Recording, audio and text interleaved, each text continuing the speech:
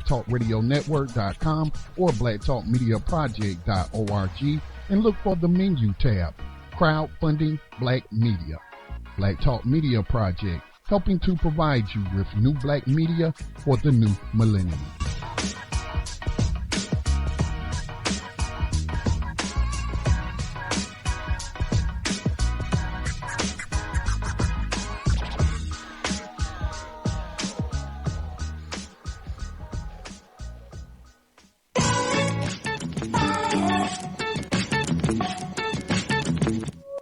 And opinions expressed by callers, guests, and hosts do not necessarily reflect those of the Black Talk Radio Network and Black Talk Media Project. Black Talk Radio is new black media for the new millennium.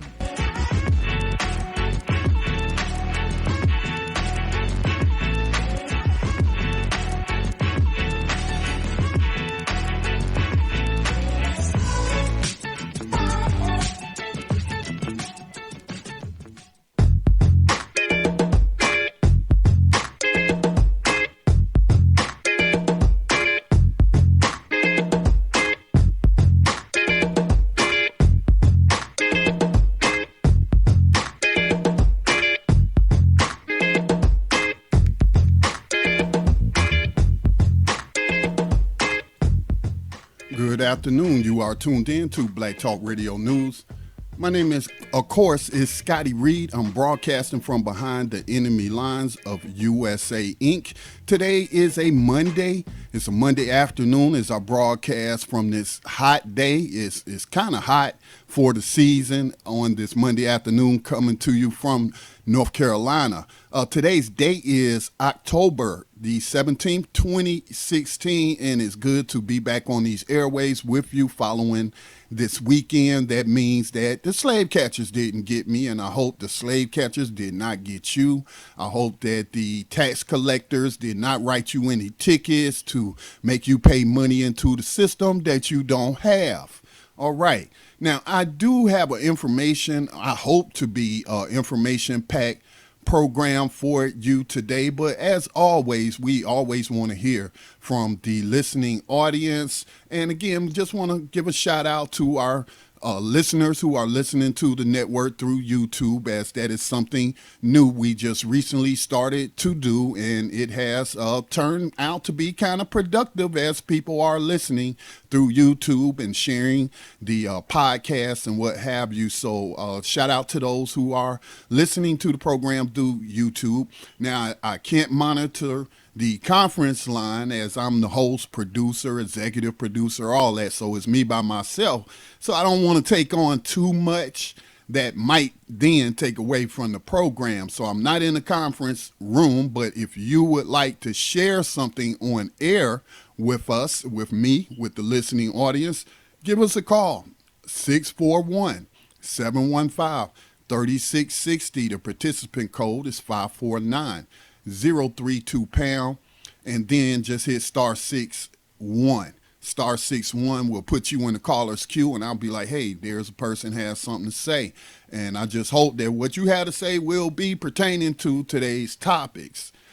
Also, there's the web-based flash phone for our listening audience that may not be in the United States and do not have cell phone service, or it just would be a very expensive call. So there is a web-based flash phone. There's a little button on the page that says call the show.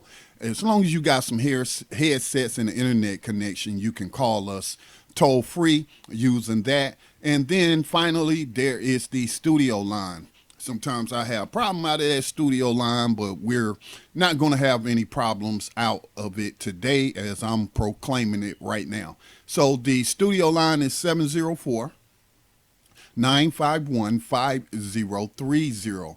Let me give those numbers out one more time. The conference line is 641-715-3660. The participant code is 549-032#. Hit *6 and 1 to comment on air. Now, I have about maybe 4 stories, and a couple of the stories are kind of interconnected.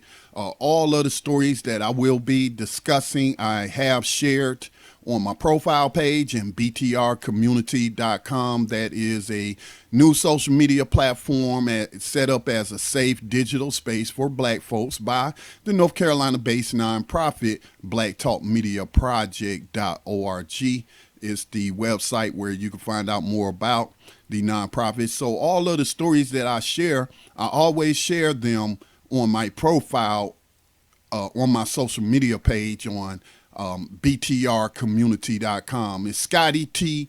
You'll see my profile because it'll have like the show on my profile. It'll say like Black Talk Radio News and a logo or something like that. So it's easy to find me.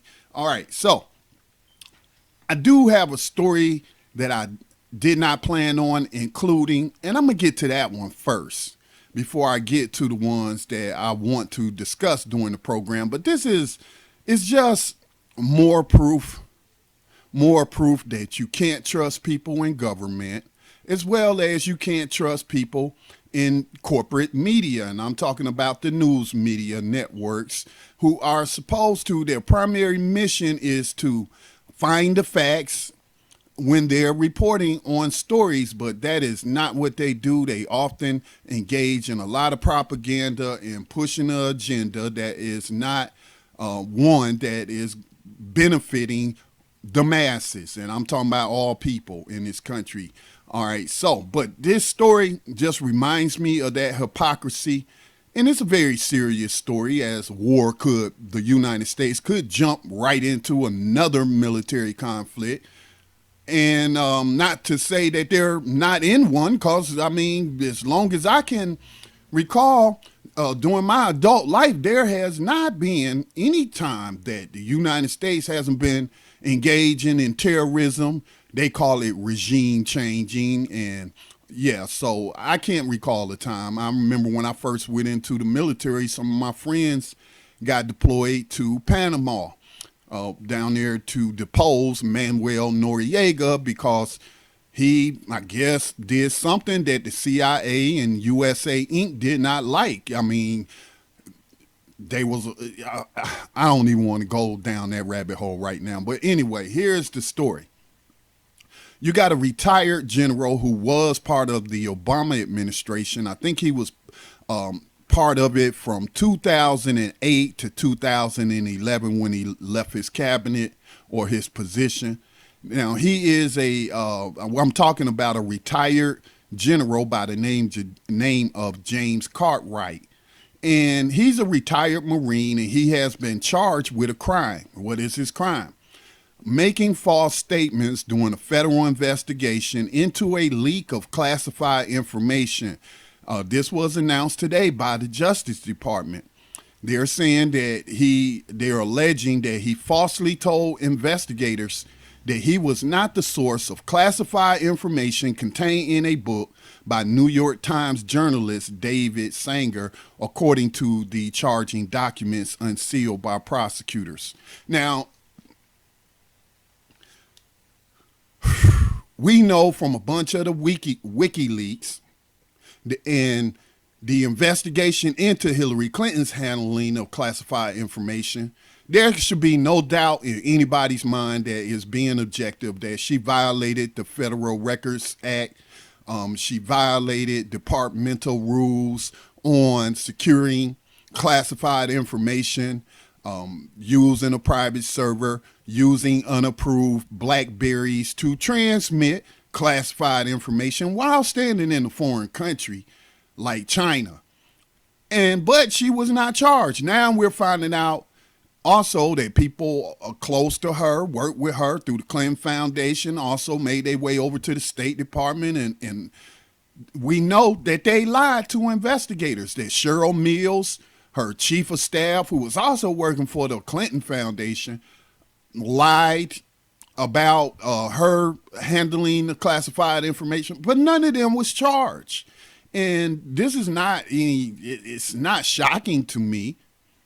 It's not shocking to me. I have seen a number of cases where people in the military get charged with a quickness for violating those protocols, but civilians, no, not so much. Not so much the civilians don't, unless they are a whistleblower telling on the CIA's clandestine torture program. Now, if you leak to the press or anyone that the agency that you work for is engaged in crimes against humanity, violation of a number of international laws and torturing people. Oh, if you leak that, oh, we're going to come down on you with the full weight of the law. But again, if your last name happens to be Clinton, you're going to get away with all manner of violations of all manner of laws, and especially the handling of classified material. Now, that's the obvious story connection, but here's another one. Here's another reason why I wanted to bring this up. Last week, we were hearing that from the Obama administration, from U.S. intelligence officials, although they don't seem to have a name, they're just leaking this. I don't know who authorized them to leak this information that is bad information being presented as fact. These people haven't offered any proof. All we have heard is that some unnamed individual says that the Russians are hacking institutions in the United States with hopes of influencing the election. So they're accusing Russia of cyber attacks on the United States and the Democratic National Committee and trying to say that they're trying to help Donald Trump. No proof whatsoever, none whatsoever. Just some unnamed intelligence officer who is not authorized to speak, but is going to leak this information anyway, and he may or may not exist. But we're hearing this about Russia launching cyber attacks against the United States to interfere in this election. But this is what Mr. James Cartwright is being charged for. What information did he leak, or is he being accused of leaking? Well, just the fact that the United States engaged in cyber warfare against the Iranians and launched a virus over the internet that knocked out some of their centrifuges in their nuclear facility. Now, y'all can try to justify it any kind of way you want to, but that was an act of war. It's also a violation of international laws. Iran has not broken any kind of international laws. It is a signatory of the Nuclear Non-Proliferation Treaty. It has every right to develop nuclear power, just like anybody else who has signed that treaty. And so I don't want to hear any justifications for the United States launching a cyber war against a sovereign nation to prevent it from engaging in sovereign activities that were well within its rights. But we want to whine and cry, not we, because I don't put myself in that we, but we hear these officials from the Obama administration, these talking heads on TV, pushing false stories about the hacking of American elections. Never mind, these people weren't saying anything while the Democratic primary was being hacked, which I talked about last Friday, I believe. But no, they want to whine about another country violating their sovereignty and launching cyber attacks. And again, no proof whatsoever. But now we know, well, this has been known for quite some time, but it is in the news again because this general has been charged with leaking this classified information. Now we find out, oh, surprise, surprise, the United States government is a hypocrite. And they are engaged in cyber warfare against other sovereign nations. But they don't like it happening to them, but they engage in it all day long. That's why these people, it's hard to take them serious because if their lips are moving, they're usually lying. So I just wanted to share that story real quick. It's not the main story I wanted to share, but I just cannot resist on an opportunity to show you just how hypocritical, how terroristic this government is. Truth is the truth, and all these double standards in place. This man gets charged with lying, but Hillary Clinton and nobody connected to her gets charged with anything, and theirs was certainly a more egregious violation of security, national security. All right, so let me just briefly go over some of the stories before I get into the stories. These are the stories I'm looking at and will be sharing with you today. Got a couple of audio clips I want to share as well as part of these stories. All clips that I do share, just let me put out there, I could share them under fair use laws, U.S. laws on fair use, for the purpose of educating the public or for the purpose of commentating and breaking it down. So we got this NFL player who is taking on the NFL's non-scientific, let me stress that, the non-scientific cannabis prohibition policy of the NFL. He's taking that on. And he's also putting his money where his mouth is, and he's funding his own scientific research to expand upon other research which shows that the cannabis plant's medical properties potential in lessening the damage inflicted on the brain by traumatic brain injuries. I think they also refer to these sort of, or the long-term impact of the brain repeatedly slamming up against the skull. As many of these contact sports, it goes through that motion of slamming against the person's skull and whatnot from these blows they're taking on a football field. So his name is he's a Baltimore Ravens player. His name is Eugene Monroe. I saw it, Ross, who is a member of BTR and a caller into the station from time to time, he posted this story to BTRcommunity.com. That's how I came across it. Thank you for that, Ross. He posted to ViceLand.com. This is apparently a television series called WEEDIQUETTE, and this particular episode was called Gridiron Ganja. And again, it is exploring the science behind cannabis, also known as weed, ganja, has different names. Some people call it marijuana. I don't. So I just thought, and you're going to hear me frequently bring this up because I see cannabis prohibition as the number one tool used by slave catchers to enslave people, and that is why the United States leads the planet in its slave labor force, that it has the largest slave labor force on the planet. And most of those people in there are locked up for just simple cannabis possession or something related to cannabis, nonviolent cannabis related crimes, all part of the overall drug war, which is unscientific and is based on racism.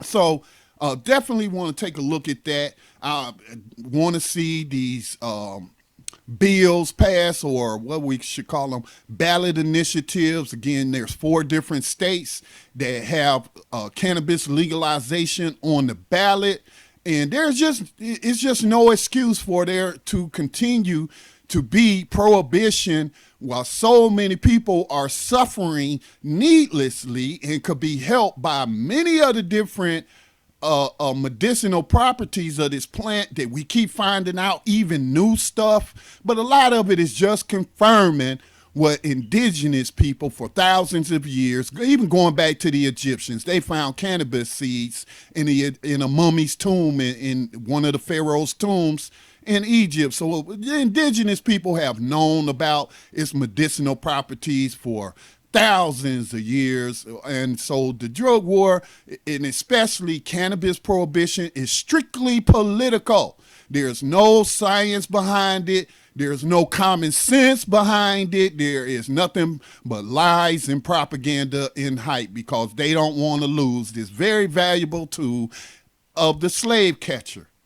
Just too many people, probably including these NFL owners, these billionaires, they're probably invested in modern day slavery and human trafficking through the private prisons and the different corporations that service the prison industry. So again, I don't expect these people to do what's right and do what's just, because they may be profiting from it. All right, so that's one story we'll take a long look at. MSM, mainstream media news networks, are continuing to ignore the national prison strikes, which are going into its 5th week today. Reports are emerging that participants in the strike are being targeted for punishment. for saying, hey, this is modern day slavery and human trafficking. The 13th Amendment legalized this slavery. And I don't think that that's right. I don't think that's just. I shouldn't even be here, especially if I'm in here for a nonviolent, victimless crime and you're making slaves of us. And we're not going to participate in our enslavement. We're going to do what like many enslaved peoples before us. And we're going to sabotage the work on the plantation by not working. So they are ignoring that and they are being targeted. And so a prisoner, at least one of the prisoners, I know it's more than one, but this one prisoner who spoke to NPR, National Public Radio, and gave them an interview about the nationwide prison strikes against modern day slavery, legalized slavery in the United States. He participated on September the 9th. He's in an Ohio State Penitentiary, and he's being punished for participating in that NPR interview and telling people that slavery was never abolished. We don't want to be slaves. This ain't about rehabilitating us. It's not about teaching us any skills so we can be productive members of society, as if we weren't productive before you enslaved us over nonsense. But none of that is going on. And this is slavery and we don't want to be slaves. So he's being punished. Now, this is related among the networks that are not, again, I'm talking about the news networks, the corporate news networks. Among the networks not covering the prison strikes is MSNBC. And MSNBC is profiting from the modern slavery industry in a way I had never considered before. Now, I have talked about in the past about these media corporations being conglomerates that have all these subsidiaries, and it's like a tangled web, and you never know what they're profiting off of. And I had never considered these prison television shows. I never considered that is profiting off of modern day slavery and human trafficking. They've turned modern slavery into a reality show. And they have on MSNBC, which among the other alphabet networks have been ignoring this prison strike going on into the 5th week, but they don't mind showing you a television series called Lockup which is highly rated, and they're charging lots of people a lot of money so that you can watch slaves on the prison plantation. And I'm going to play a clip when I get to it, one of their episodes, and it's at home in prison in Alabama. And it's a very sickening clip. I pulled it straight from the MSNBC website. Again, fair use, using these clips under fair use for commentary and educational purposes. But it was just so disgusting. But home in prison is the prison where we first heard as a network, and specifically the radio program New Abolitionist Radio 2 years ago. We would hear from prisoners who would call in on smuggled cell phones to into New Abolitionist Radio. Obviously, they were listening to the program and hearing us talk about how slavery was never abolished, how Abraham Lincoln's a liar, one of the greatest liars ever born, ever to open his mouth. And so they would call in to tell us about some of the things, the human rights violations that they were facing, and asking us more questions. And then that is when the Free Alabama movement was born, right there in home in prison, which is, again, I don't know if this show Lockup goes from prison to prison, but this particular episode, a scene from this episode was from inside home in prison. I was very sickened by what I saw. And you should be too. By those who are on YouTube, you will be able to hopefully see the YouTube clips or the video clips that I made.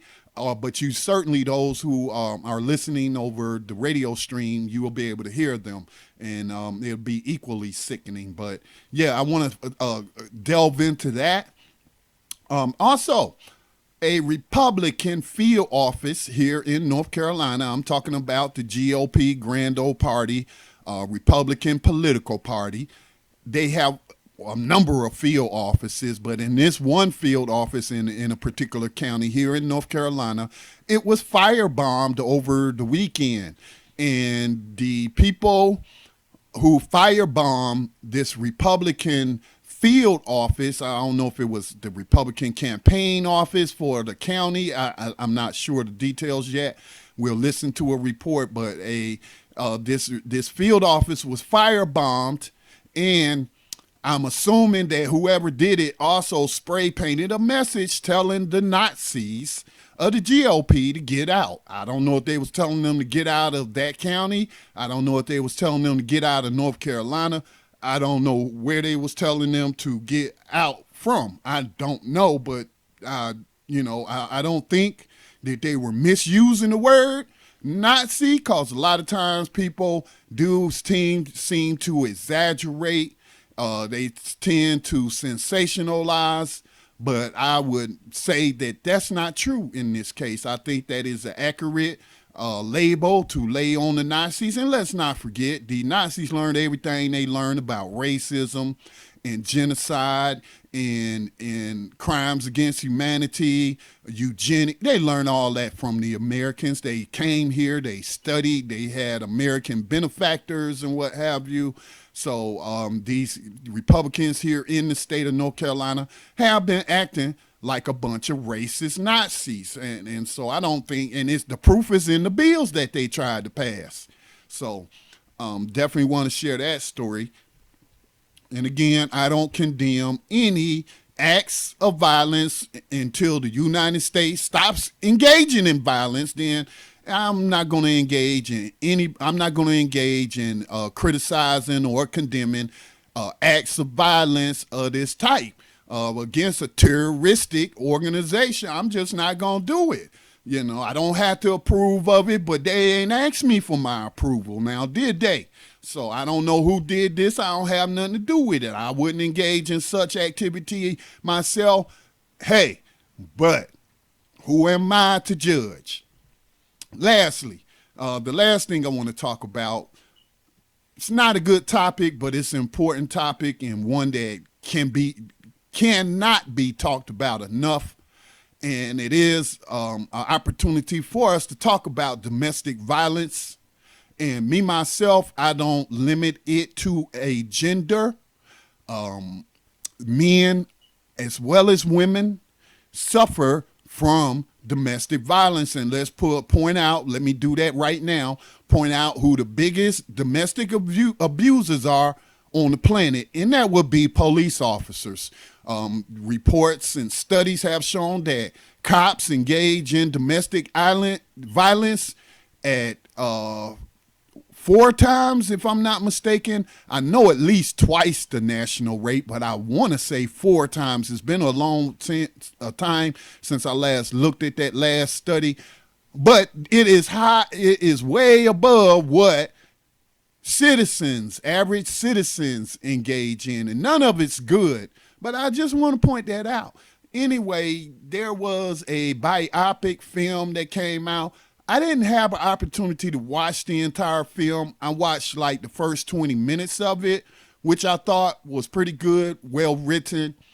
And it was a biopic about the music artist Michel'le Toussaint, who was left out of the Straight Outta Compton film that was partly produced by Dr. Dre.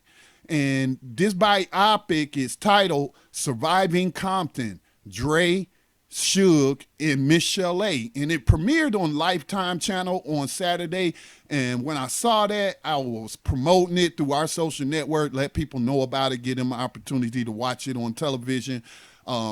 This film has people talking about the domestic violence that she suffered at the hands of Dr. Dre, who, again, his relationship with her was left out of his film Straight Outta Compton. And she even said that was one of the deciding factors in why she came out with her film, is because she was much a part of the early days of Death Row Records or Ruthless Records or whatever the record label they started, along with the racist suspect, Jerry Heller, to create this gangster rap music. Although she wasn't really engaging in gangster rap. She was like an R&B singer, but they just left her out. And Dr. Dre even threatened to sue Lifetime and some other people, Sony, whoever the media companies were that were a part of putting this film together, and he threatened to sue them. And so they was like, hey, this is her story. She said it happened. We're going to run with it. So he threatened to sue. He did not want to see it come out. He does not deny that he abused her, but I don't think he let on to how severe that abuse was, as she suffered black eyes, broken bones, and what have you. And hey, I am the type of person on my program, I can't say about other people, I'm going to talk about the good, I'm going to talk about the bad, I'm going to talk about the ugly, I'm going to talk about what's being done to us, and I'm going to talk about what we're doing to ourselves. So no topic, no subject is off the table for me. So I think I will play the trailer for that. Again, Surviving Compton, Dre, Suge, and Michel'le. I only watched 20 minutes of it. I thought what I saw was well written. Also, the actors were pretty good in it. And so I will give my thoughts on that. If you had an opportunity to watch the film and you have some thoughts when we get to that segment, which will be the last segment, by all means, feel free to call in and share that with us. So let me go ahead and jump into a station identification break.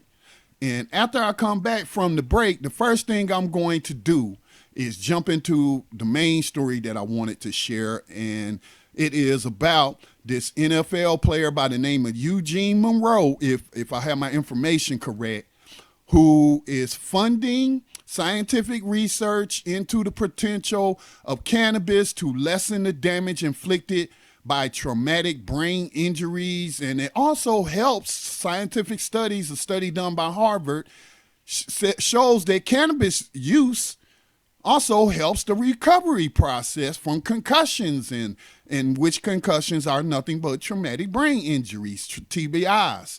That's what it was said. Mr. Scott, who was murdered by slave catchers in Charlotte, was suffering from a TBI, and he was using cannabis as well. So when he was murdered by these slave catchers. So, we'll go straight into that. Quick network news. We did launch a new program, a new business program on the network. I should have led off with this, but Today's Entrepreneur with Andrea R. James launched this morning. It's a new program on the station, Black Talk Radio Network. It comes on every Monday. Today's Monday, Scotty, right? So, it comes on every Monday in the morning time, 8 a.m. Pacific.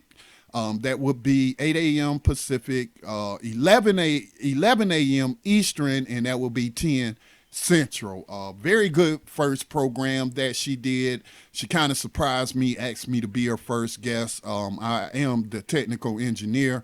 And, it turned out to be a pretty good program for her first delve into talk radio. But she had that television production experience, so I'm not surprised that she caught on to it so quickly. And so please check that out and support all the programming here on Black Talk Radio Network, which provides you with new black media for the new millennium. So stay tuned. Again, when we come back, we're going to go into this clip from ViceLand. It's about 5 minutes.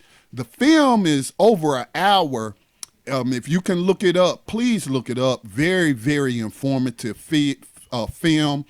We need people to be informed about the facts, because we got a lot of people still suffering from the propaganda of reefer madness, and they believe all of these stereotypical caricatures that racists put out about people who use cannabis and what have you, and it's just not very scientific whatsoever.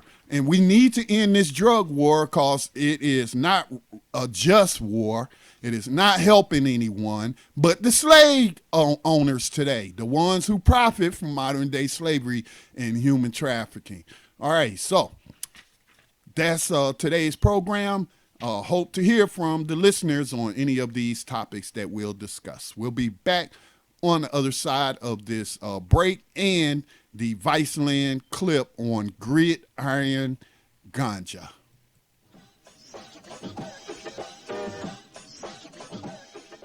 The Black Talk Media Project funds the use of new media technology in efforts to restore independent Black voices to the myriad of issues affecting Afro-descendant people all over the planet.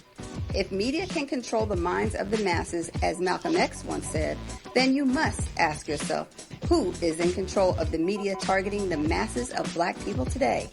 Help bring back independence, self-determination, and respect for Black culture in the production of global media by joining the effort to crowdfund new Black media for the new millennium.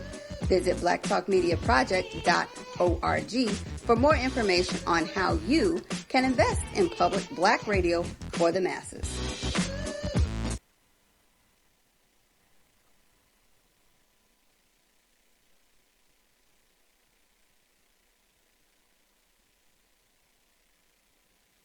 And for whatever reason, our video did not start automatically like it was supposed to. So let us see if we can start it over. This is new software that I'm working with. I don't understand why it did this. So let's try it again. See if we can get this thing to start up. Of 94 former players' brains donated to head trauma research, a staggering 96% tested positive for CTE. There we go. Eugene Monroe is the most vocal current player to speak out for weed in the NFL. My advocacy is based on educating people that this is a very health beneficial substance. I want to see how he's pushing the ball forward for Gridiron Ganja.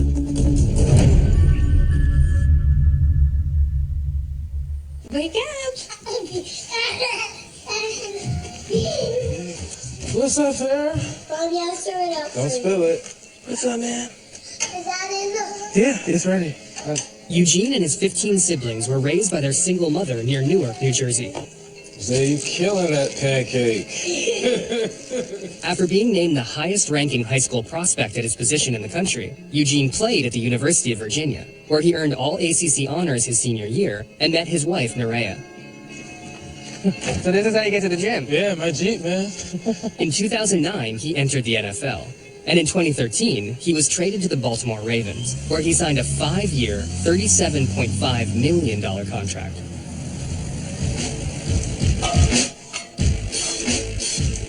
Make it look pretty easy. It's pretty light. That's up one. Alright, let's see if we can do that. Don't bend at your waist. Nope. Yeah, so let's switch up this way, man. Look. I can't even get this thing off of it. Yeah, let's just take that off. Just do the bar. So you're like just constantly tussling with people, Yeah. right? It's hand-to-hand combat every play. It's unbelievable. Because I mean, it really is. You're like, Yeah, it's really like, Oh, yeah. like every play, but it's more violent than that. It's actually fun, man. Especially like the first time you just lay somebody out. It's awesome. but then there's like the long-term brain injury part, which is like super scary. Yeah.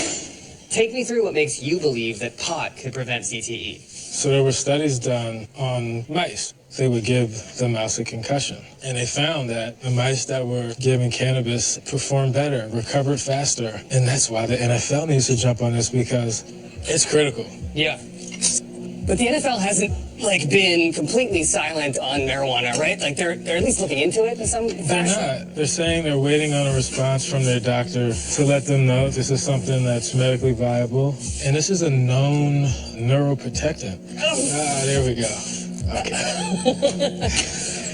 So are you trying to do anything to change the tide on that? Trying to put a study together that will show usage of cannabis in former players and current players. We partnered with researchers from UPenn and at Johns Hopkins, right here in Baltimore, actually. How is it being funded? I put in $80,000 to this research project. That's a lot. Yeah, it is a lot. While Eugene feels compelled to fund a preliminary study, those efforts won't have any findings for years. With so little existing clinical research demonstrating pot's neuroprotective effect, I wanted to know the theoretical basis for thinking could help prevent CTE better than, say, improved helmets. So I went to Boston to speak to Dr. Lester Grinspoon, an emeritus professor at Harvard Medical School, who authored some of the first scholarly books on medical pot and has been urging the NFL to look into weed. Why don't helmets protect against CTE? The helmet protects the skull, but it doesn't protect the contents. The skull stops at the helmet, puts the brakes on just like this, but the massive brain moves. That movement inflicts microscopic injury to a key part of a neuron called the axon, resulting in a buildup of a structural protein called DAO. Over multiple hits, DAO proteins clump together like twisted steel beams, and instead of being carted away, like other damaged molecules would, they get stuck, and eventually choke off the cell's internal transportation system, killing the brain cell, setting off a chain reaction causing many more brain cells to die, and producing CTE. A study of patients admitted to Harbor-UCLA Hospital with severe brain trauma discovered that those with weed in their blood were over 4 times more likely to survive than those without. Things found in marijuana might insulate the neurons from damage that might otherwise be done. It protects the brain from the inside. If I were a 22-year-old professional football player, 2 hours before every practice, not even before every game, I would take one of these high CBD, low THC marijuana pills. You don't give them the THC that we use when we want to get high. You give them CBD. It doesn't affect the reflexes. It will not affect the play. And in a certain sense, the best way to start a clinical trial is to have NFL players start trying it. Yeah, exactly. We're in kind of a dire situation with that. Right. The clock is ticking. Okay, we are back. You are listening to Black Talk Radio News. Again, my name is Scotty Reed, and I thought that was a very informative clip. I thought the entire show or program was very informative. So again, you can find the WEEDIQUETTE series on ViceLand.com, or if you have it in your cable package, it aired Sunday. Sunday is when I watched it, but again, it was on television Sunday, but I had already watched it online because Ross had posted the link to the video to watch the that particular episode, Gridiron Ganja. So I'm like, let the science speak for itself. And this is the most just nonsensical thing that doesn't make any kind of sense whatsoever. Since the 1930s, since they started moving to criminalize cannabis, again, Richard Nixon talked about targeting people for prison slavery and targeting those hippie anti-war protesters. That's how the modern drug war got started. And so all of this prevents researchers within the United States to really do in-depth research on the plant.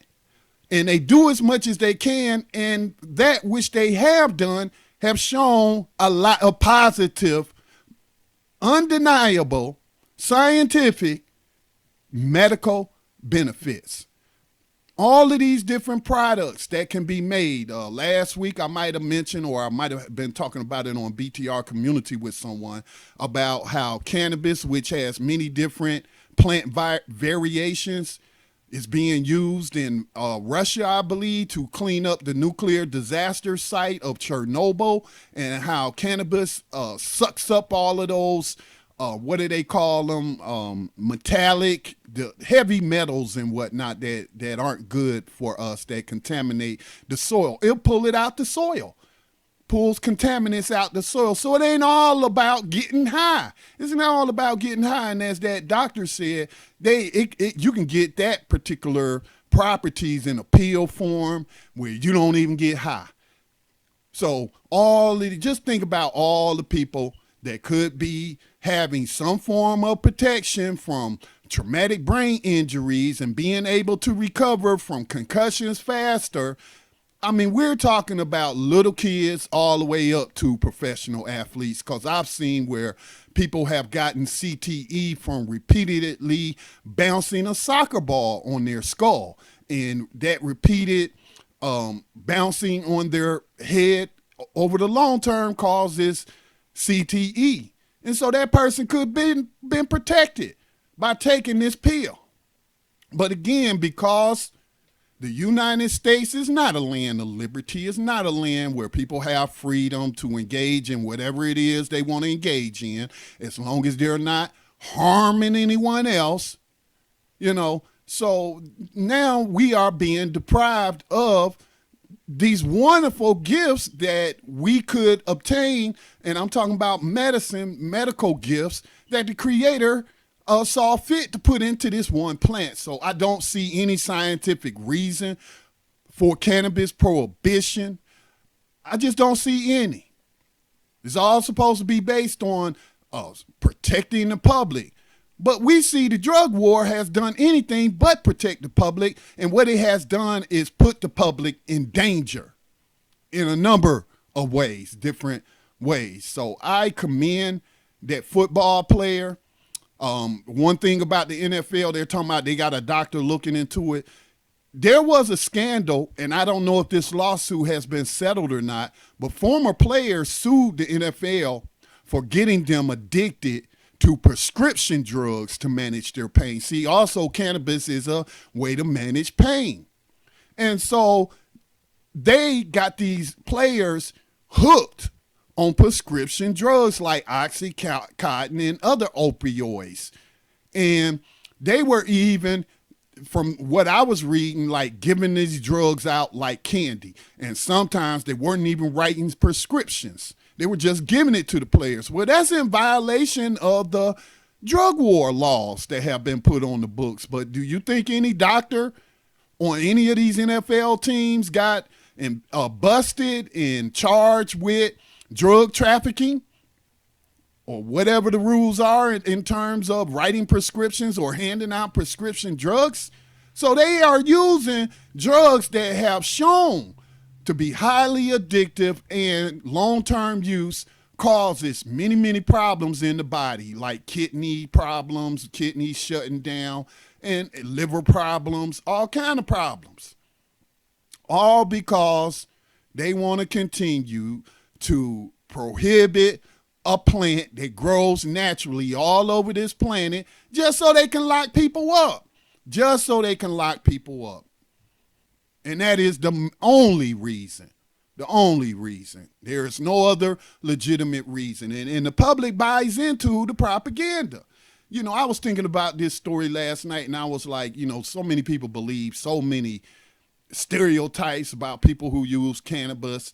And I can blame that on the media as well. I'm talking about Hollywood, because what is Hollywood? There's always the dumb, slow-talking, slow-moving, slow-thinking pothead in the movie, right? Makes you think that pot makes you stupid, makes you a dummy, makes you retarded. I guess that's better than the other extreme where it says it makes you violent. The Reefer Madness movie that came out in the 30s from the drug enforcement, whatever it was called back then. Oh, pot makes women loose and want to give up the punani, to any and everybody. Oh, it makes them deranged, psychopathic, kill. None of that is based on science. So Hollywood has also played a role in miseducating the public and demonizing this wonderful, wonderful plant that could be helping untold amounts of people recover from CTE, prevent them from suffering very serious traumatic brain injury. So many people could benefit from this. So I just don't see any logical arguments out there being made for cannabis prohibition. All right, I don't think I have too much more to say on that. Again, if anybody has any comments, they can share those pro cons, whatever, doesn't matter. 641-715-3660 is the conference line. The participant code is 549-032 and you hit *6 and 1 to comment on air. The studio line is 704-951-5030. That's 704-951-5030. So check that out. That series is called WEEDIQUETTE. It is on ViceLand. That's the channel, cable channel, ViceLand.com. You can also get there. I don't know if you have to have a subscription to watch it, but I happen to have them in my package of channels so I could watch it online for free. But it's well worth watching it as they talk about the medical benefits, potential for cannabis and helping protect players, I should just say athletes, from traumatic brain injuries. Next story. As I stated, the mainstream media is continuing to ignore the national prison strikes, which, if I'm not mistaken, are going into its 5th week. And reports are also emerging that some of the quote-unquote leaders, people identified as the quote-unquote ringleaders of this nationwide nonviolent, I should add, nonviolent prison strike against prison slavery, 5 weeks, and we haven't heard a peep from nobody in the mainstream corporate media. And I'm talking about the NBCs, the ABCs, the CBSs. Didn't hear about it from Mr. David Muir on ABC World News tonight. Don Lemon didn't bring it up on MSNBC. Excuse me, he's on CNN. I didn't hear Joy Reid be brought in for a segment about it on MSNBC. Al Sharpton didn't talk about it on Sunday morning. So that should tell you something. That should tell you about the collusion of corporations in modern day slavery and human trafficking. So one of the individuals who's being targeted, let me pull up his story if you'll just bear with me for a moment while I get there to my story. Let me see. Going to have to open this up a little, this browser up a little further so I can get to my stories. All right, prison strike organizers suffers retaliation for speaking with journalists. And this is coming to you from The Intercept. Let me see if I had this courageous man's picture that I could throw up for you on YouTube. Let me see if I got his picture, which, let me see, number 8. So yeah, that's from The Intercept. The author is Alice Speary. And the title of her article, A Prison Strike Organizer Suffers Retaliation for Speaking with Journalists. So let's go into that story. Again, it is linked up for you in BTRcommunity.com. Says a prisoner at Ohio State Penitentiary says he is facing disciplinary action for participating in an NPR interview about the nationwide prison strike that started on September the 9th. Nearly a month after inmates embarked on the largest prison strike in the nation's history, the media and the public continue to know little about where and how the action played out, and even less about officials' retaliation against striking prisoners. As The Intercept has reported, that's no coincidence. Prison officials regularly go to great lengths to control the information leaving their institutions, and this strike has proven no exception, despite gradually developing media interest in the protests. Again, I haven't seen anything from corporate media. Yes, NPR did a story. That's not really corporate media, even though I have my criticisms of them, but that is publicly funded radio or television, NPR's radio. So I'm also thinking about PBS. All of that is listener or viewer funded, just like this network, Black Talk Radio Network. Most of the income that comes into this network is via donations. So, but I'm talking about, again, the alphabet networks, that so many people tune into every evening. Nothing about it. And then even some alternative media, black alternative media, I'm not going to say no names, but they have been ignoring it as well. So it says that undeterred by challenges, prison activists have succeeded in releasing sporadic updates on the strikes as it spread across the country, and some of them have even used a combination of contraband cell phones and their regularly allotted phone time to speak with media organizations, but those calls come at a cost. So let me jump down to the part where it's talking about the victim, the slave, the modern day slave. And I should say victim of slavery. He's not a slave, he's a victim. In an incident suggesting just how difficult and risky it can be for prisoners to communicate with the outside and with journalists in particular, Sadiq Hassan, a prison activist sentenced to death in his role in a 1993 prison uprising, said he was written up by a prison investigator for his participation in a September 28 episode of the NPR show On Point with Tom Ashbrook.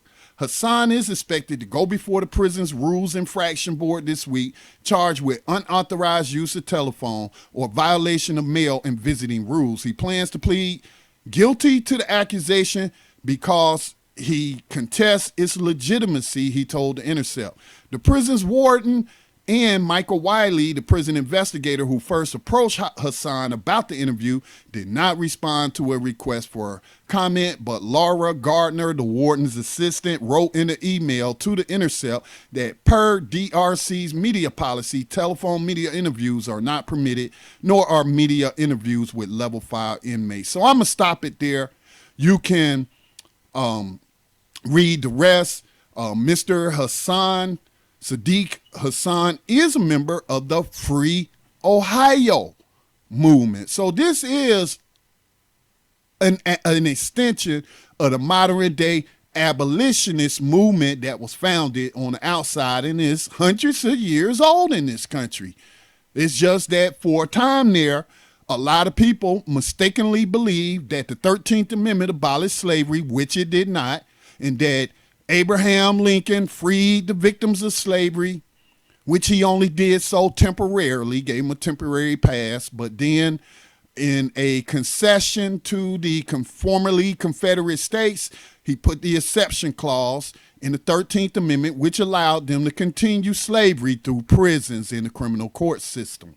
And the slave catchers then turned into police departments, and slave patrols turned into what they call community policing. So he is part of the Free Ohio movement. So I will read this what he says. He says, since I am not a coward or a passive nigger that takes unconstitutional orders from my oppressive captors, I have no intention of passively submitting to such a threat. Hassan wrote in a message to The Intercept sent through a monitored prison communication service. I expect to be put in isolation sometime soon, and solitary confinement is torture, recognized as torture by the international community, by the scientific community. So they're going to torture him for participating in this media interview exposing 21st century slavery and human trafficking as practiced in the United States.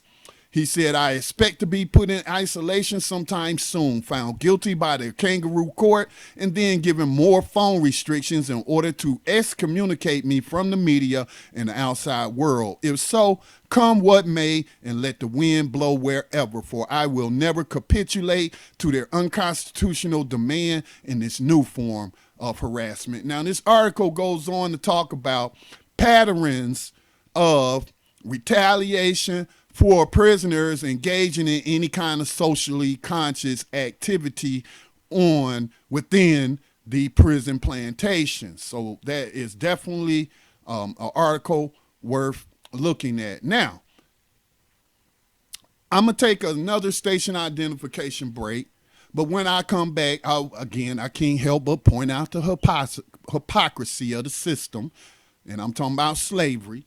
can't help but point it out. So they don't want them talking to any news media organizations, but they ain't got a problem with a television crew coming in to exploit prisoners. And I would even say this is a violation of their human rights and violation of international laws and norms, and the exploitation of prisoners. Profit is being made off of these television shows that are meant to show these people, and many of them suffering from mental illness. If they didn't have it when they went in, they certainly developed mental illness under these horrid conditions. These shows are nothing done. They are done to dehumanize these victims and make you say, oh, they deserve to be there. Those animals, those savages, and what have you. So, but it's okay for you to be a savage and to act like an animal and what have you, and to produce television shows and call it entertainment. Why? This is nothing but reality TV for modern day slavery. That's what this is. A prison plantation reality show. So you just think about the hypocrisy of that. Oh, you can't talk to nobody about any abuses that people are suffering. You can't talk about constitutional violations or human rights violations. You can't talk about how you're being forced to work and being paid slave wages. And then if you happen to be able to escape modern day slavery, then good luck trying to find a job with these companies who had no problem utilizing your cheap labor when you was in prison. Wink, wink, AT&T. So yeah, that is what we will talk about on the other side. But keep these men and women, as I have heard over the past week, that some of these prison plantations that hold females or women have joined in this historic national prison strike against slavery. All right, so I'm going to take a station identification break, and when I come back, I want to play another clip. And that is of these hypocrites. Hopefully I'll be able to find it, but I got to back up if I can't. These hypocrites at these media corporations and just the whole freaking system, whether we're talking about the federal system or the state system of slavery. Just hypocrisy reigns. So you're listening to Black Talk Radio News. My name is Scotty Reed. I broadcast BTR News every Monday, Tuesday, Thursday, and Friday at 4:00 p.m. Eastern time. So make sure that you tell a friend when you tune in. We'll be back. Marcus Mosiah Garvey once said, "The greatest weapon used against the Negro is disorganization." If you believe it is finally time to organize, if you believe black people should have their own political party and understand the importance of block voting, but more importantly, understand and want to practice organized group economics, then you need to join the 1 million conscious contributors and voters. The founders of this organization hold firm to their belief that there are at least 1 million black people, or 2 out of every 100 black persons in this country, who have the best interests of black people collectively foremost in their mind. Are you one of the 2? If so, please visit the 1 million conscious contributors and voters website at IamOneOfTheMillion.com and be sure to join them for their national convention in Atlanta, October 21st through the 23rd, 2016. IamOneOfTheMillion.com.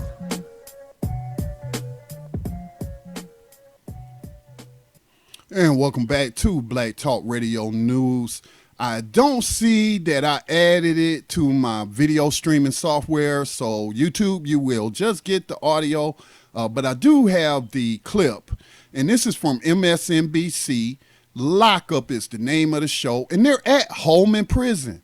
And I'm not going to say the guys' names that are part of the Free Alabama movement who are enslaved at home in prison plantation, because I don't want to get them in any trouble. But this is the prison that these guys called New Abolitionist Radio, which is here on Black Talk Radio Network. This is the prison they called in from. So it's just very sickening to me. Lots of things going on here. Proxy racism, as the plantation overseer in charge is a quote unquote black man. And again, that's why in the abolitionist movement, man, while I do focus specifically on these issues from a black perspective, it's an issue that affects everybody. It affects human beings. In the abolitionist movement, again, it doesn't matter to me what your skin tone is, color, melanation, whatever. I don't care. If you black, if you a slave catcher, you a slave catcher. If you a plantation overseer, you a plantation overseer. All right. If you a victim of modern day, you a victim of modern day slavery. I don't care what your skin color is, because I don't think that slavery should be practiced against anyone. Okay, but there's a lot going on here, and that is why traditional arguments about racism typically don't work when we're talking about slavery, because you have the victims vary, their backgrounds, their ethnicities, even their religious beliefs vary. The victims vary, as well as those who are practicing slavery, whatever level they're practicing at, their backgrounds vary as well. But we do know who's profiting the most.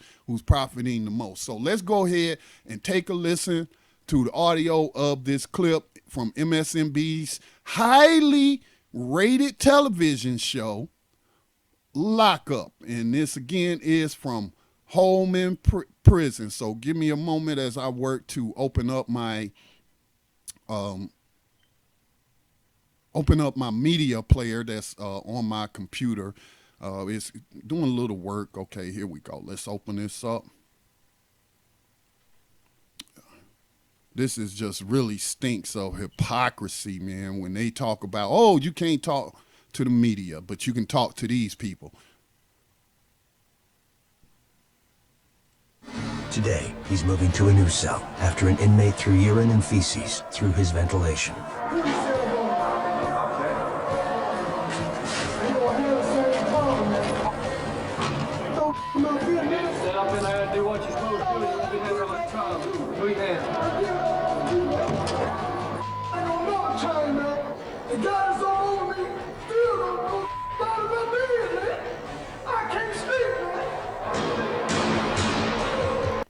Okay, I'm going to pause it there because it has subtitles, so in case you couldn't hear. So what, and obviously you couldn't see it. So anyway, you had this guard who was taking this prisoner to the cell, I guess a solitary cell, I'm not sure, accusing him that he was throwing feces in some kind of vent. So obviously they got access to open ventilation. And they accused him of doing that, and he's saying, no, it's the other guys who's doing it to me. And so that's why he's being put in lockup. So let me continue.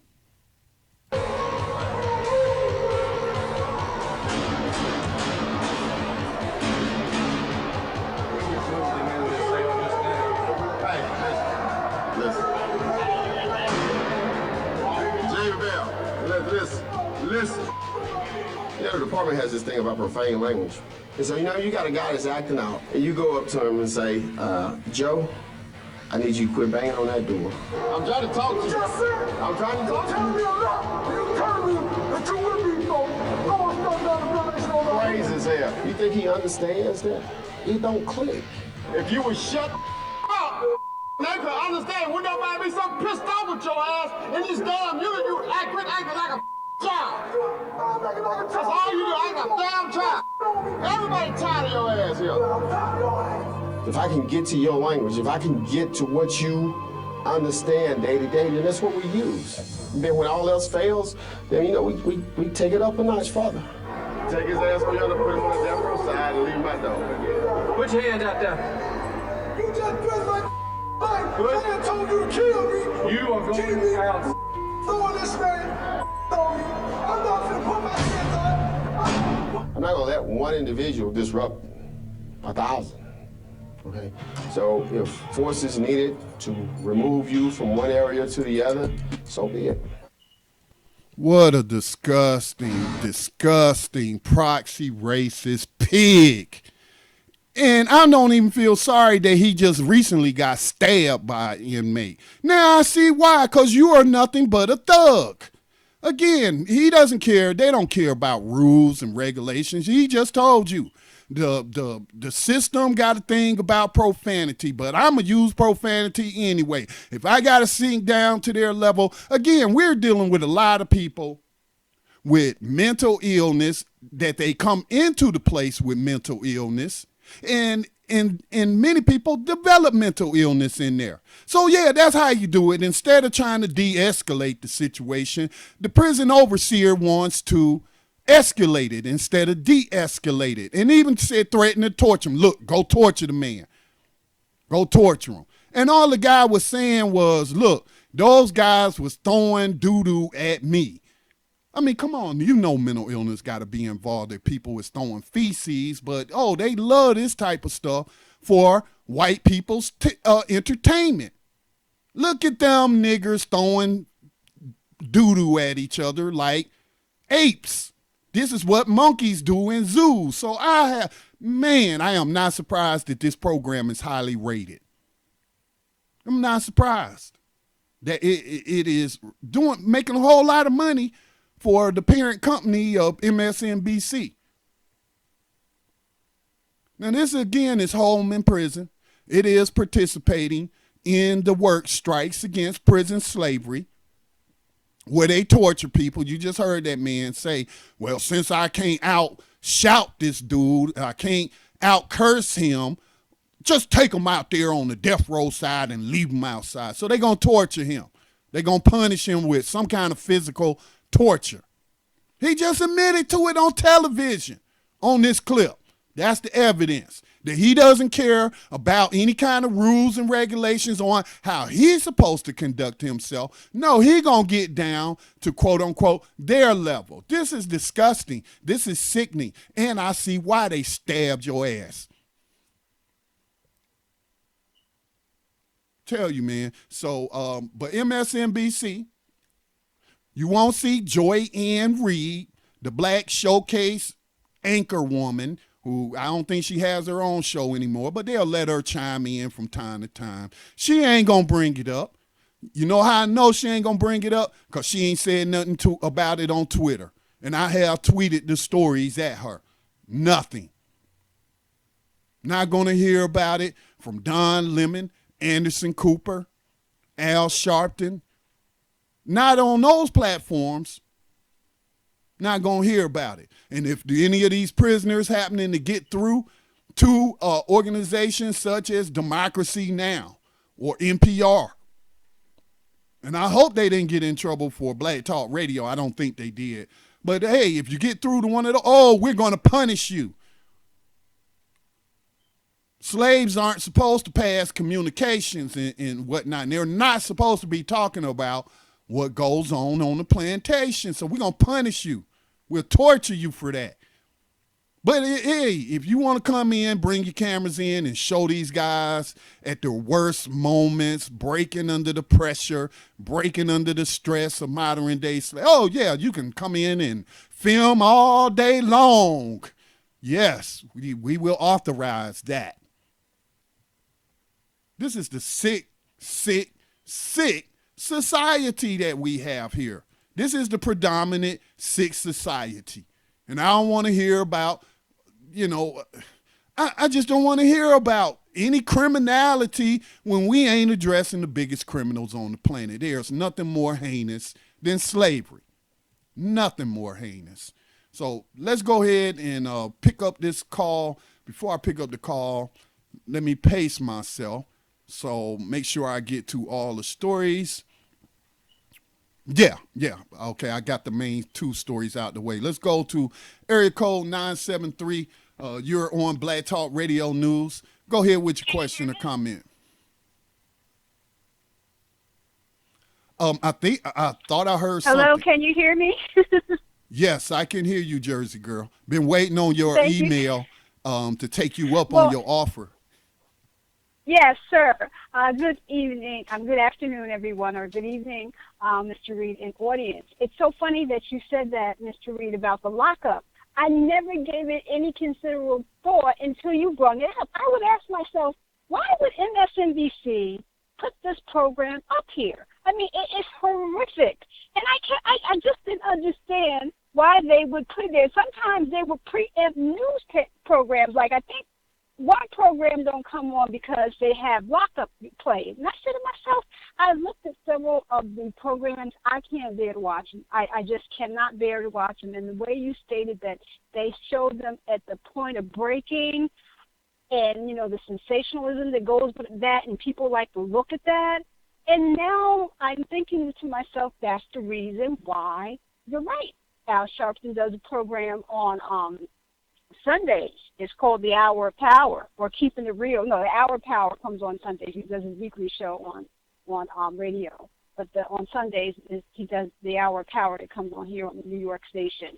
And you're right, he never mentions it. And I said to myself, wow, Mr. Reed is right, he never mentioned it. But again, if they have locked up on their program, on their format, of course they're not going to mail. It just all makes sense. And why would lockup seems to me would be on maybe because I guess MSNBC is on the it is cable, but still in all, it just seems like it just had no significance to the whole platform as NBC. But now I get it. I thank you for it, because I never would have thought about that.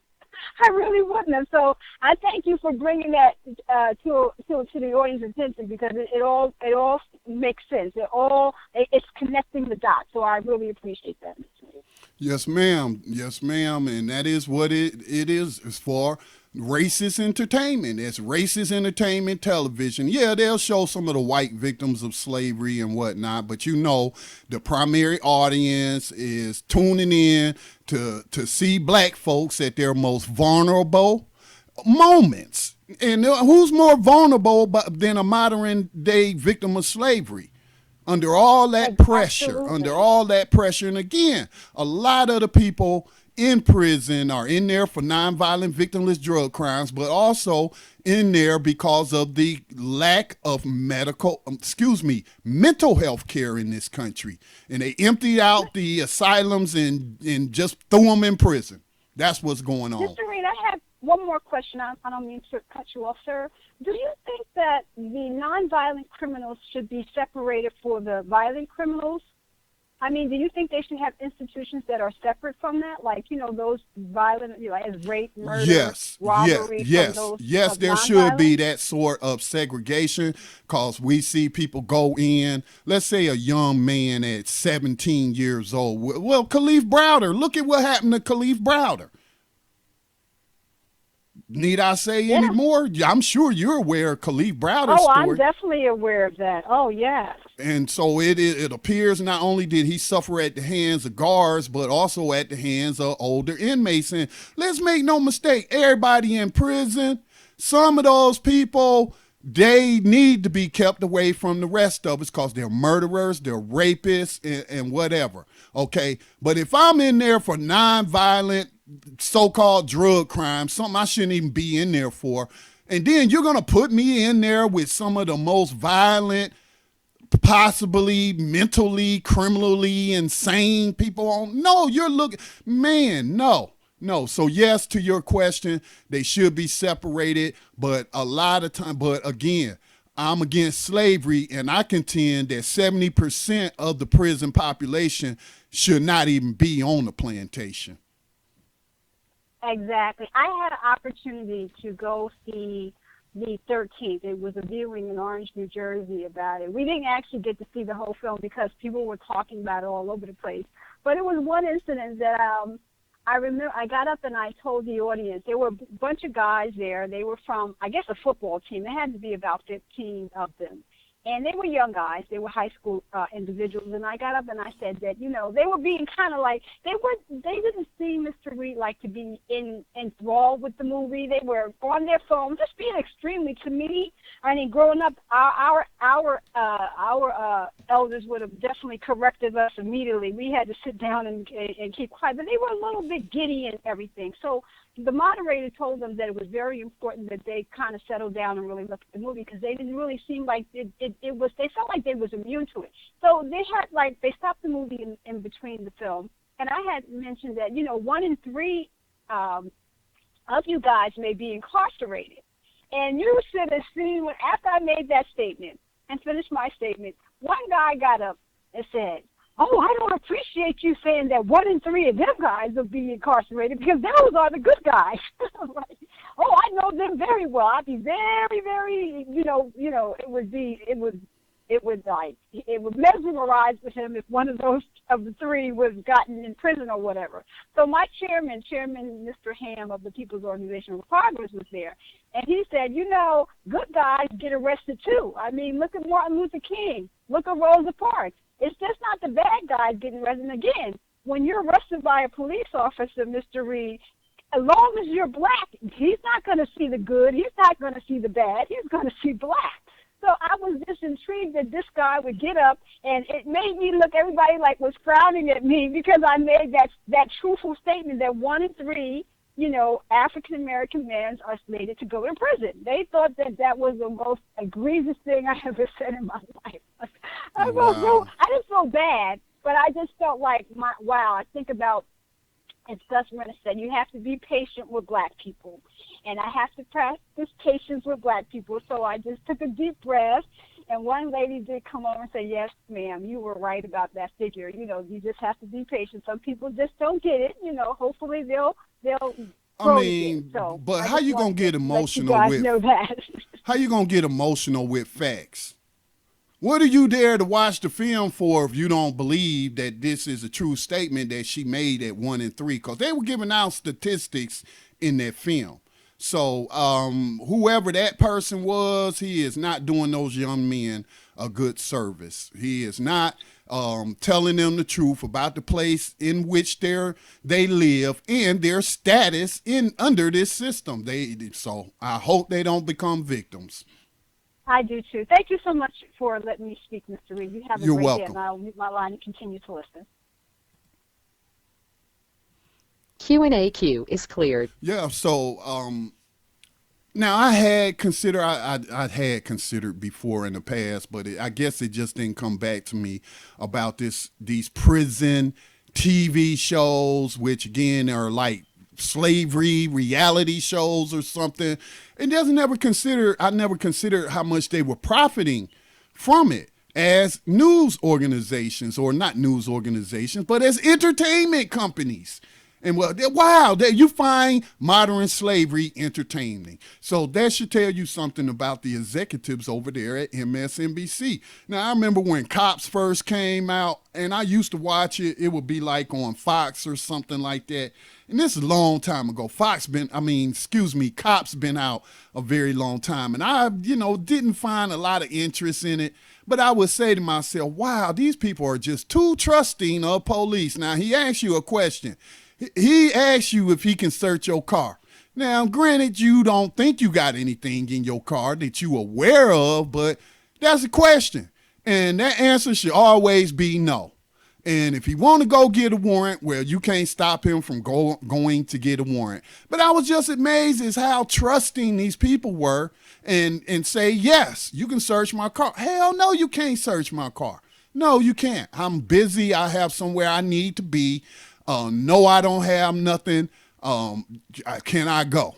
Am I free to go? Am I under arrest or am I free to go? Oh, I'm not under arrest, so I'm free to go, right? I'm free to go. Okay, I'll see you. You have a good day, sir. Or ma'am. And so, but yeah, that cops has been profiting off of slavery, the slave catching element of slavery, modern day slavery and human trafficking for a very long time, for a very, very long time. And that's just, again, to show you just how really sick this society is. It's very, very sick. All right, so I'm going to move on from there. I'm going to take another station identification break.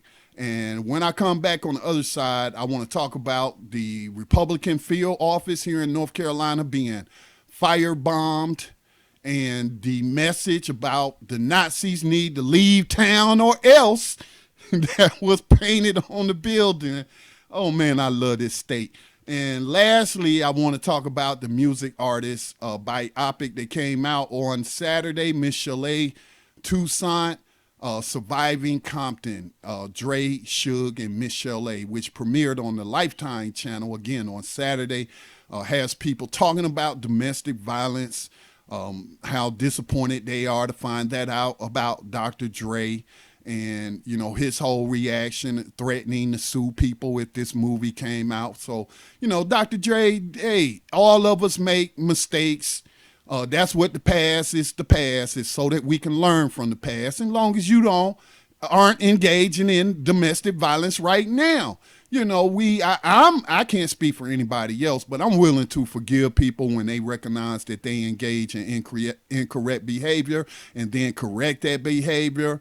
Especially if it has an impact on other people. So instead of threatening to sue, perhaps he should have just come out with, I don't know, how much money did he give for some kind of music endowment to USC, the University of Southern Cal? I want to say $1 billion, but I don't think he got that much. But it was a pretty sizable amount that he donated. Because remember, he's making a lot of money from beats by Dre, as well as music royalties and what have you. So, you know, his response should be, I did what I did. I'm not proud of it. I needed help. I'm much better now. I don't engage in those things. But to show you that I'm sincere, I'm donating X amount of dollars to whatever organization to address domestic violence. That should be the reaction. That's when you're showing penitence. That's when you're showing people you're really sorry, instead of just acting like, oh, I'm just so embarrassed by this. How did they, making it about you. No, it's not about you. It's about your victim. It's about your victim. And if you're no longer victimizing people, then just help others to stop victimizing people engaged in domestic violence as well. Follow Ray Rice's lead. Ray Rice, the former NFL player who was seen in an elevator punching his wife and knocking her out, and the contrition that he showed and the money, the foundation he set up to address domestic violence still doesn't excuse what he did. But hey, I'm not one to throw stones because I'm not a perfect person. Not to say that I have beaten up women or anything like that, but I'm not perfect. I'm not a perfect person, and I allow other people to be human beings too. So that should have been his reaction, and his reaction thus far has just shown me that he's just more embarrassed by it than anything.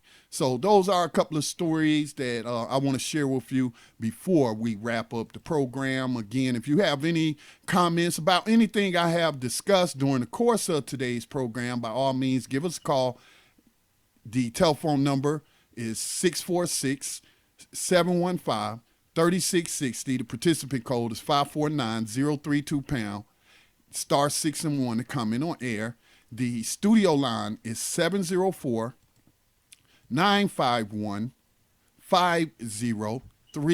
Again, that is 704-951-5030.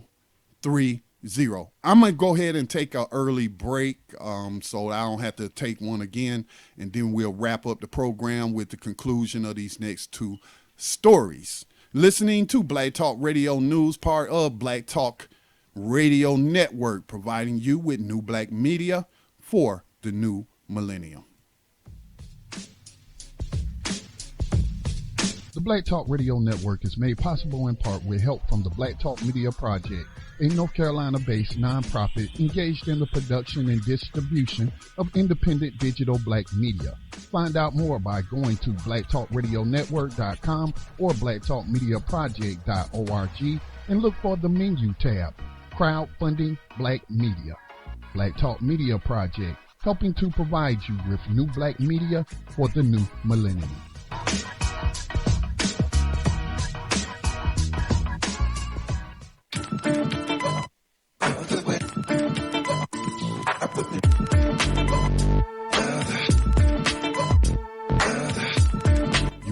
in to Black Talk Radio, new black media for the new millennium.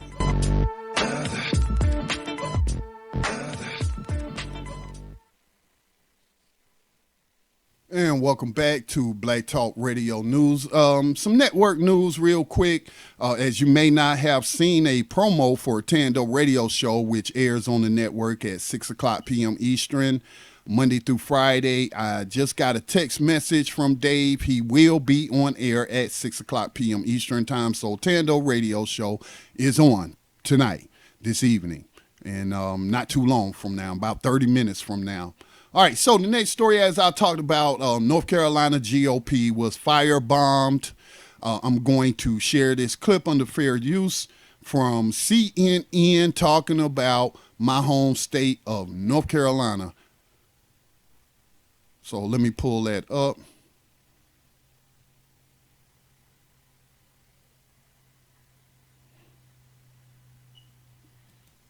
And again, my software not working like it's supposed to.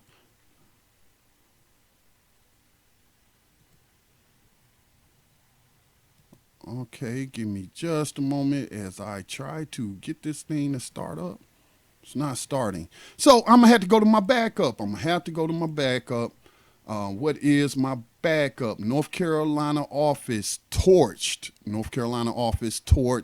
GOP office here in North Carolina. Let me cue that up. Just into CNN, the Republican headquarters in Orange County, North Carolina, firebombed overnight. The attack causing major damage to the office. The Republican Party there saying an explosive device was thrown through a window of the office, while on the side someone spray painted the words, "Nazi Republicans leave town or else." This attack has been condemned by state officials as well as politicians, including Hillary Clinton and North Carolina's Democratic Party. Much more on that as we have it again. No one claiming responsibility and no word yet from officials who may be responsible. All right, so there you have not much to go on other than somebody or somebody's firebombed a GOP headquarters in North Carolina. Also told the Nazis to get out of town or else. So as you heard, there was a round of condemnation coming from officials of both parties and whatnot, but you will hear no condemnation from me because I'm not going to do it. When I hear these people condemn the firebombing of an entire country like Libya, I mean, look at some of the pictures of Libya, most developed country in Africa. All right, some would say one of the most prosperous countries in Africa, but highly developed, highly educated population, very beautiful country. And look at it now, after NATO forces got through bombing it to hell. And all those people didn't. So when I hear them condemning the USA Inc.'s violence all around the world, when USA Inc. stops utilizing violence to practice imperialism, capitalism, globalism, when they stop using violence to practice slavery, then I'll get around to condemning other people's acts of violence, or I should say counter-violence. You don't think the policies that these people represent, that these people pass, results in violence against people? You don't think so? So this is an inanimate object. Nobody lost their life. It was just a message sent. Hell, USA Inc. send messages like this all the time.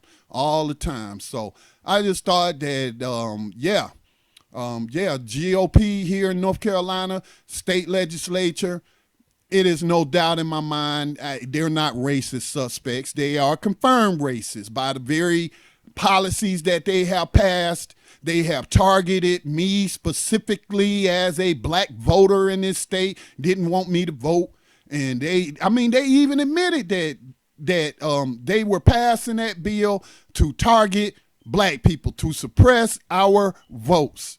So that's violence, man. That's violence. That's state violence. All right. So I'm not condemning whoever bombed out the Nazi headquarters in North Carolina. Hey, more power to them. I'm not going to condemn them. Don't ask me to when y'all start condemning slavery and every evil thing that this corporation masquerading itself as a nation. When y'all start condemning its acts of violence, then yeah, I'll join in with your condemnation. All right. I say this is far, far, far less severe than what they did to Libya and many other countries as well. Look at Iraq, over 1 million people killed. Just totally wrecked the country, man. No cause for all of that. So, last story I want to share with you is concerning this biopic by, it's a biopic film. The name of it is Surviving, I think it's Surviving Compton. Let me pull it up again, I'm sorry. Yes, Surviving Compton, Dre, Suge, and Michel'le. I'm going to let you listen to the official trailer, which we have posted to btrcommunity.com. It's not very long. I don't have a whole lot of commentary on it. I'm against domestic violence, no matter who it's against or who's doing the violence. I'm against it all. I'm not one of those people. I'm not going to divide them up by gender, because males suffer domestic violence, children suffer domestic violence.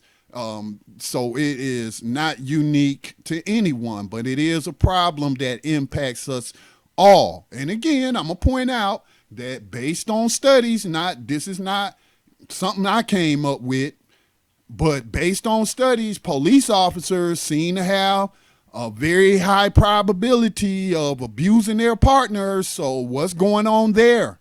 And why isn't that being addressed? And many of those people who are married to slave catchers or have a sexual relationship, an intimate relationship with slave catchers, when the slave catcher turns on them, who do they call?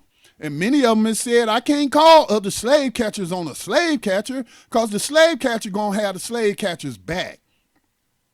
So that's one of the things that people who work on domestic violence issues say, that is a problem that needs to be resolved, but nobody wants to address it because everybody want to believe that just cause a person put on a uniform and strap a gun on their side and slap a badge on their chest, that all those people are heroes and they deserve our app. No, these are just regular ding-gong people. They're regular people. They put their pants on pants leg at a time, just like me. Okay, so they're just regular people, and they do the things that regular people do. They have the same problems that regular people do, but for whatever reason, slave catchers have a very, very, very serious problem with domestic violence, and it needs to be addressed.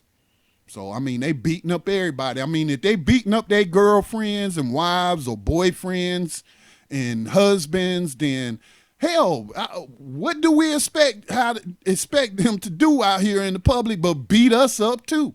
So, anyway, but it is a issue that is not to be taken lightly. So I am happy for Michel'le, as it seems to have been therapeutic for her, as she has given different interviews about it. And again, she said she would not have even been open to making this movie if they didn't just completely white her out of, what's the name of the movie? Straight Outta Compton. They ain't even bring her up. She had a relationship with Dre. She was down with them from the beginning. So why you leave that out? Well, we already know, because you was embarrassed by what you did to this woman. So let me go ahead and pull that video up and we can listen to the trailer. Again, this is Surviving Compton. Fellas, it's Michel'le. What? Oh, that's my name. Man, you kidding me? This chick sound like Minnie Mouse. Hey, ease up. Give her a chance. Say you love me, and I think that is true. Every night my girlfriend tells me I should watch you. Is that okay? Hell yeah! So I'm guessing that makes me NWA now? You'll be Ruthless Records' first female artist. We gonna fly. We gonna make it straight out of Compton. I gave you this track a week ago. Where is it? Can't work like this, Dre. You sing it like you feel it. I'ma kick your ass. Maybe you deserve so much better than this world of rap and rage. Don't trade your freedom for security. It's your turn to be scared. You gotta own yourself. Dre, play the beat. Say you love me, and I think that is true. Every night my girlfriend tells me I should watch you. All right, so that was Surviving Compton.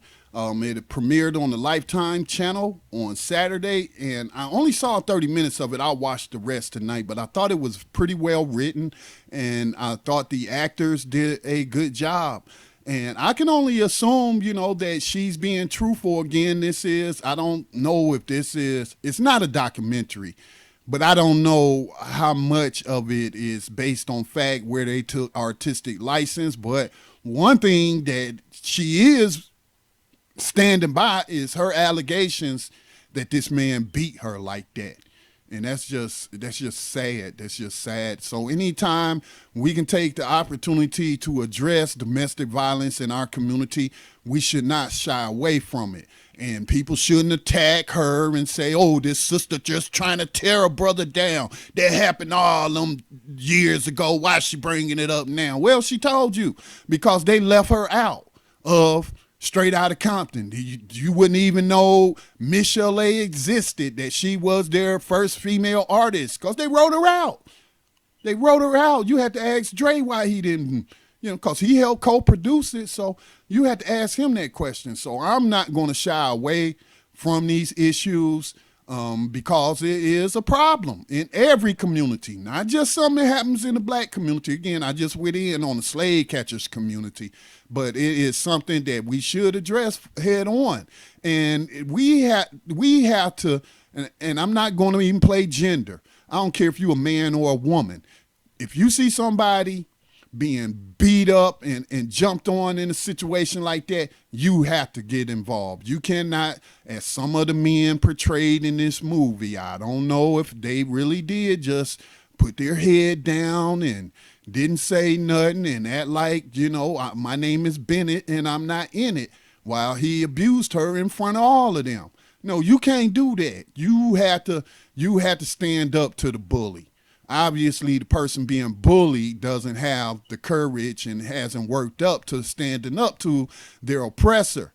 But you cannot stand on the sidelines and have something go on like that in front of you and not say anything. I remember coming across, it was me, my mother, and one of my cousins, my second cousins, but she's about 10, 15 years older than me.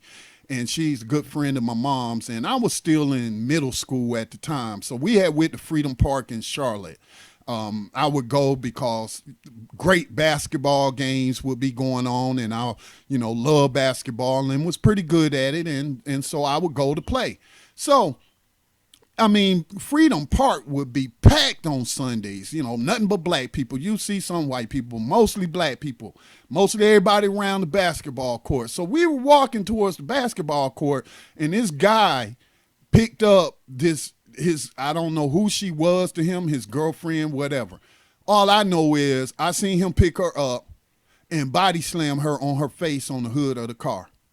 And my aunt was like looking around and looking at these men and talking and saying, oh, y'all just gonna stand there and watch him just slam her on her face like that. What kind of men are you?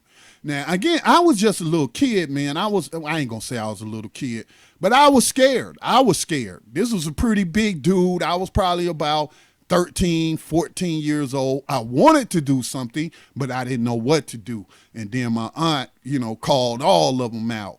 And what have you. And so it goes on, and we have to stop it. We have to address it. We cannot turn a blind eye to it. We have to meet these problems head on, and I hope that this film facilitates that. I hope people don't be like, oh, why he trying to tear down Dr. Dre? I love Dr. Dre, and I got his Beats by Dre headphones and all that. No, don't take that. Don't take that route. Don't be that person to go that route. Watch the film. break down the issues that's presented in the film and take it from there. Don't take it like she just trying to hurt somebody or she trying to get revenge, or she has a right to tell her story just like he had a right to tell his story. All right. So that's my program for today. Hope that it was constructive use of your time and you learned something today. Appreciate the emails that I get. I don't always get to share all the stories that people send to me. But I appreciate them all the same. I am informed by them. Sometimes I'm already aware, but sometimes I'm not. So just to those who've been sending me stories, if I didn't get to them today, I'll try to get to them. I can't make no promises, but just recognize I'm getting a lot of email from a lot of different people. Before we close out, again, want to remind you of our new social media platform, btrcommunity.com, which was created and launched by the Black Talk Media Project. It is a new online Black social experience. It is a subscriber-based network, and that is why we can guarantee you that we will never show you ads. Therefore, we have no need to drill down in your personal data and be all up in your private message box and trying to tell you, oh, I just need to know what kind of detergent you like best and all that kind of stuff, or what type of coffee brand you buy the most. And so, no. So the way that we are trying to fund our platform is through subscription. So just $24 a year, you can become part of this new online Black social experience. And it's only going to grow and get better as more resources become available. So we hope that you will check that out and become part of the community, especially you activists out there, as these stories have been coming out over the past couple of weeks about the police working with GeoFedia, CIA front group, to target Black activists in Ferguson and other places as well. So whenever they do something and we discover a particular tactic is being used against us, it's up to us to come up with the counter to that tactic. So this is the counter to police surveillance and just nosy people being all up in your stuff. So this is a counter to what they're doing, and we hope that you will see the value in it and become part of our small but growing community. Recognize the fact that you live behind the enemy lines of USA Inc. This isn't a nation, but a corporation, and this corporation is engaged in modern-day slavery and human trafficking. That is the root of the problems that we see in this country, and it just doesn't stop at the USA Inc. borders, but these private prison companies export their business, their slavery practices abroad. So this is impacting people all over the planet.